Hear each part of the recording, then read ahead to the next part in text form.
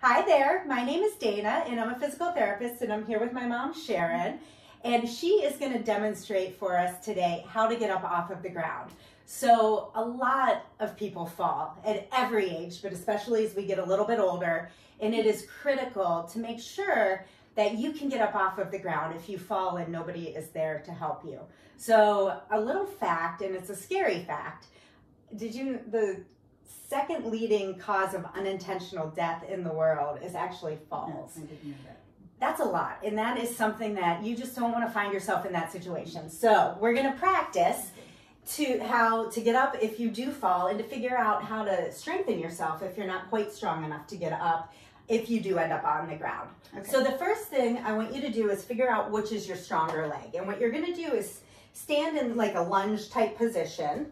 So 1 foot in front of you.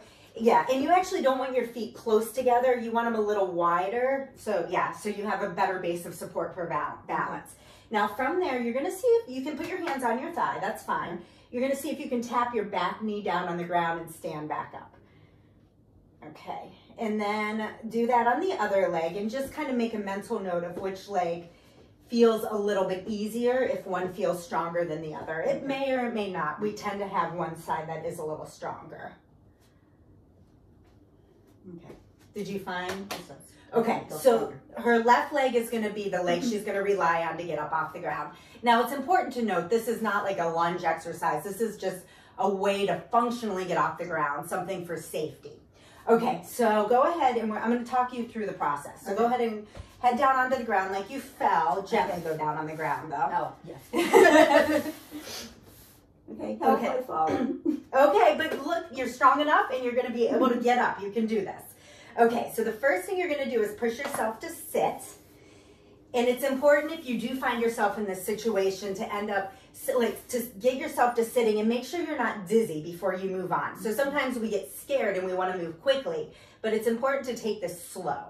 Okay, do you feel okay? I feel okay. Okay, now you're going to move onto your hands and knees, so you can just kind of work your way into that position. And I know it could be scary to kneel, but remember, you're not going to hurt your knee by kneeling, even if you have a new knee, a total knee replacement.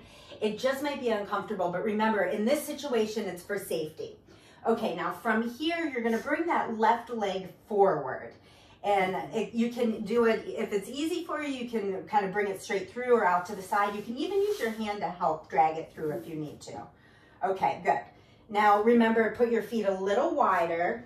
Yes, so you have more balance. And then you're going to move your hands up to your thigh. Both of them. Both of them. And then from here, you're going to press on your thigh as you stand. And you can work that back leg forward. I got it. Yep. And stand up. That was great. Did that feel okay? I felt okay. So remember, you're not rushing the movements. You're stopping at each step, making sure you're not dizzy. Okay. And then you can use your hands to help.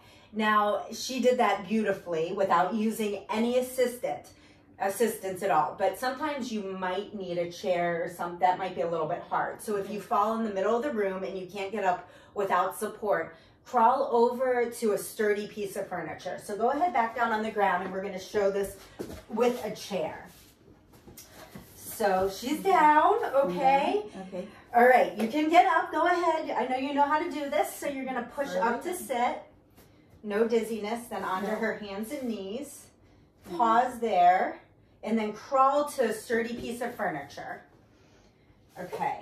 And then from here, you can put your hands up on the chair. And then bring that foot forward. Good. And then lean onto the chair as you stand up. Nice. And you can bring that back foot forward and then go ahead up to stand. That was fantastic. Okay. Did that feel okay? I felt okay. Good.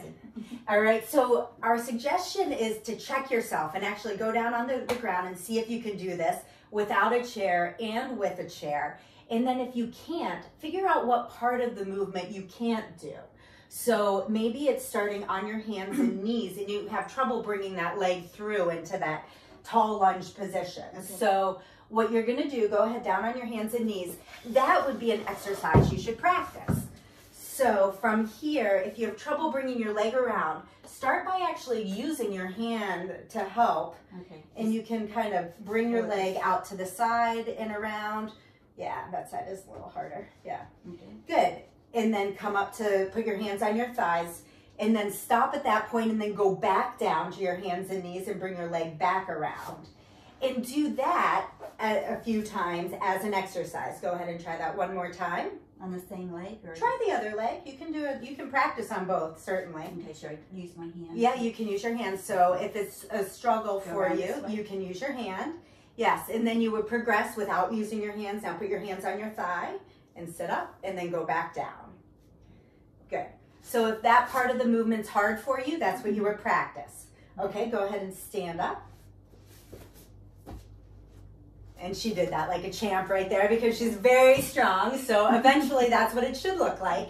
Now, if the getting up off the ground is the hard part for you, you're going to actually practice kind of that staggered lunge as an exercise. So you can use a little bit of support by the back of the chair, and you can hold here and go ahead and face forward and put your feet in that lunge position. Like that? Yep, and a little wide, not on row. Yeah, there you go. Okay, and then you're gonna go ahead down and just tap your back knee on the ground and come back up. And do that a few times. So that, if getting up is the hard part of the movement for you, you can do this as an exercise to help strengthen your legs, to help you get up off of the ground. Good, one more. So hopefully these tips have helped you. I would suggest testing yourself and actually getting down on the ground and seeing if you can get up. And if you can't, work on the task that's challenging for you, and then try it again in a couple of weeks and see if you've gained enough strength to do it. So hopefully you never find yourself on the ground after a fall. But if you do, remember, take things slowly. Get into one position, make sure you don't have dizziness. You might have to sit there a couple minutes, that's okay.